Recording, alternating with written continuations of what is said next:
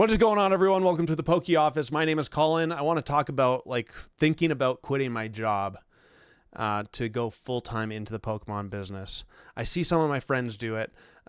Blake Stoys, who joins us quite often on the Office Dogs podcast on Tuesday nights, quit at the start of 2025 and is full-time Pokemon. Moff Dog, the other guy who is a regular, my co-host on the Office Dogs podcast, quit his job in 2025 to take on full-time Pokemon. And the thought of it both terrifies me and I find it extremely exciting as well, because as you've probably seen on other videos of mine, if you've watched, I absolutely love Pokemon. I think about it all the time. I'm dreaming about it. I'm always talking to people about it. I'm messaging. I'm just addicted. I'm addicted to the Pokemon business. I'm addicted to Pokemon in general.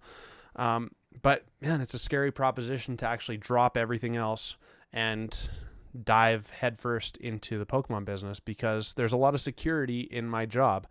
I get a pension. I get a paycheck twice a month, right? I get benefits. I get all the things that go along with the job, and Pokemon doesn't provide any of that. It's just strictly on me to sort that out for myself if that's the case. And now, speaking about some numbers, so in my last video, I talked about that my business has done over $600,000 in revenue in 2025. So pretty amazing. It's gone from under 100,000 to over 600,000 in the span of a year, which is substantial, and I'm very, very proud of myself and my team for doing that. But I know full well that my profit margin is definitely not at the place it needs to be in order to go full-time at it. And I've told you this on other videos as well, but it's not just me at the Poke Office. My brother-in-law, Kevin, is heavily involved in the Poke Office as well, and so is the rest of my family, but it's mostly me and my brother-in-law, Kevin. So Kevin deals with more of the eBay side of things, and we both go to vending shows, and I'm doing more of the sealed product and the YouTube stuff and the website. So anyways, let's just go down a path here. If we made $600,000 in revenue this year, okay, which we did, okay, it's actually a little bit more than that, but 600,000 is easy numbers. In order for us to make $50,000 each, so we needed $100,000 of profit to pay me and Kevin if we were going to take $50,000 each. That's 1/6 profit, which is 16% or something like that. 16% profit margin. That seems very doable. There's a lot of Pokemon product that you can make 16% on. Now, if we up that, where we both wanted to take home $100,000 of income, then we'd need $200,000 of profit out of the $600,000 revenue that we had. So that means, that means that we'd need a 33% profit margin. Now that one's getting a little bit dicey, because as much as Pokemon is really easy to sell right now, and I do get a decent sized allocation at wholesale price. Wholesale price, yeah, if you're selling at market price, you're doubling your money. So you're making 100% profit. But then there's also the upped price, the market price that distribution charges you. And so when you dollar cost average your way in, when you're buying all of the different products at different pricing all the time, some products, yeah, I am making 33 and 40%, and other products I'm losing 5% sometimes, right? But that's just as I'm trying to grow the business and continue upping my spend and continue growing my allocation. All of these things matter, and that feels like an investment in my business in and of itself. But if we were going full-time at this, taking an income from the business, things would be a lot different. And that's really the heart of the reason why I haven't done it yet. I'm still working full-time, my full-time job, because, well, two things. One, we can't afford to pay myself yet because of trying to spend every spare dollar of income to grow the business, but also because it's scary, right? There's a big risk involved. I'm like I said at the start, I'm throwing away all of the extra benefits that come along with my job. So that's a difficult one.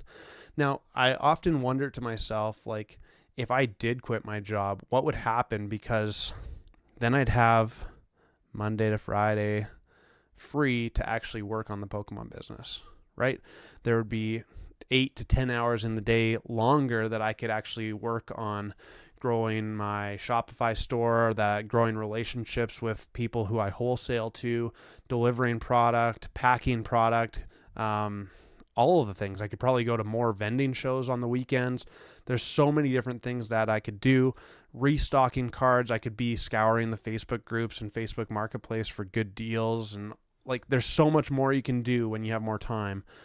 And probably the biggest thing, and I've talked about this in recent videos as well, is that I'd be able to make more content. Right now, I'm failing so miserably at like coming out with short content on Instagram and TikTok and YouTube, and I've only been able to do 1 pre-recorded video a week rather than 3. And like, we still do the Office Dogs podcast on Tuesday nights and my live stream on Thursday nights, but man, more content means more eyeballs on the Poke Office in general, and I think that's a really good thing.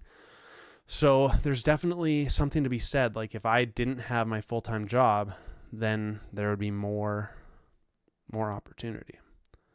But at what level does that take place? And that's where it gets really scary, because currently, here's a little bit more diving deep into my business.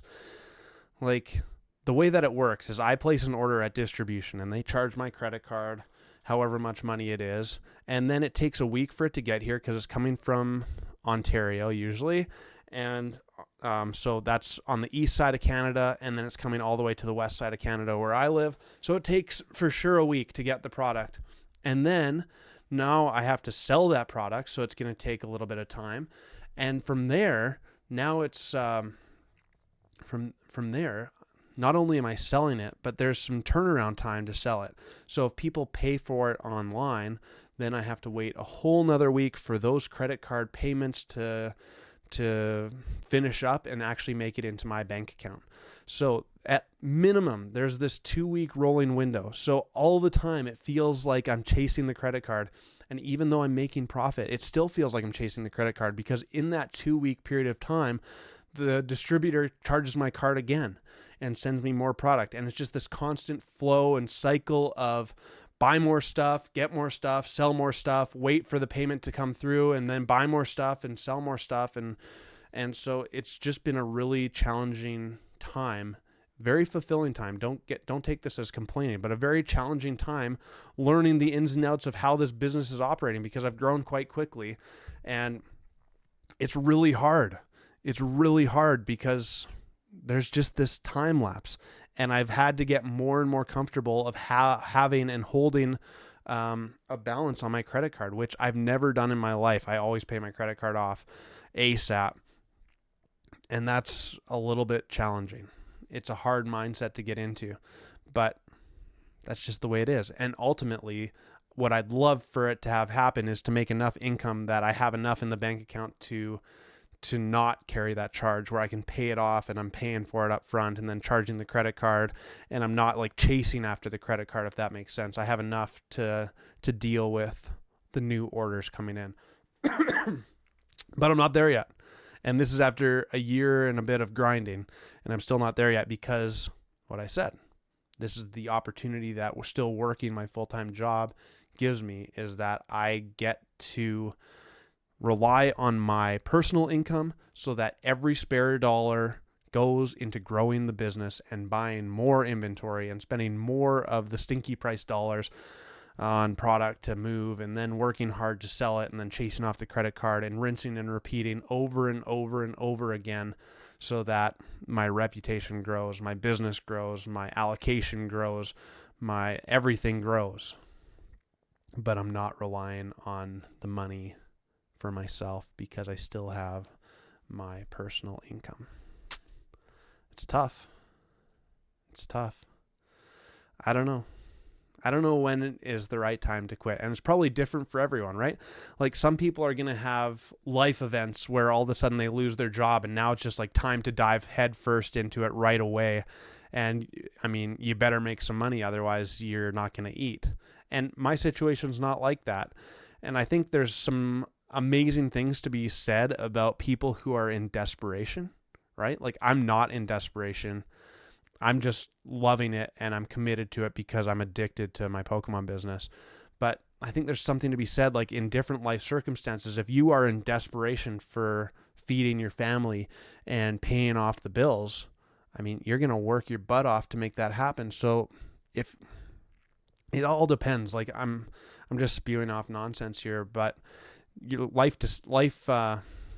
matters in terms of making a decision of when's the right time to quit your job for Pokemon business, or when's the right time to just continue working and continue grinding. I think the best thing possible is just to use your job as your source of income and then just grind, burn out, and then figure out a way to get out of burnout and grind some more. Because that's basically what happened to me, because I did burn out in January of 2025 for a little bit. And it wasn't the fact that I wasn't willing to do the work, but it was just this fact of the creativity. Holy smokes, it was hard to make decisions and deal with that process. So now the time is here where I'm just like continuing to grind. I've gotten out of that burnout phase. I'm ready to make more content. I'm ready to grow my business. I'm addicted to going to card shows and just like being right in the center of all the Pokemon happenings in and around me. It's exciting, and continuing to grow the business in that way. So hopefully this video was helpful. I don't know if it gave you any ideas or not, but if it did, make sure to subscribe, hit the like button, and tell me what your favorite Pokemon set is from Sword and Shield era. Spicy take, but I think mine, oh man, it's a tough one. I want to say I really liked opening Chilling Reign. I don't think it's actually my favorite set because it doesn't have my favorite cards in it, but I enjoyed the opening experience of Chilling Reign quite a bit. Lost Origin was when I was like really knees deep into the Pokemon space, when I was first getting like really back into it, and I still haven't pulled the Giratina. So it's not only is it like a set that I really, really like, but it's a set that still haunts me to this day because I want to pull my favorite card from Sword and Shield. So tell me what you think down below, and I will see you again very soon. Come hang out on the Office Dogs podcast Tuesdays at 5 p.m. Pacific, 8 p.m. Eastern time. I'll talk to you soon. Peace!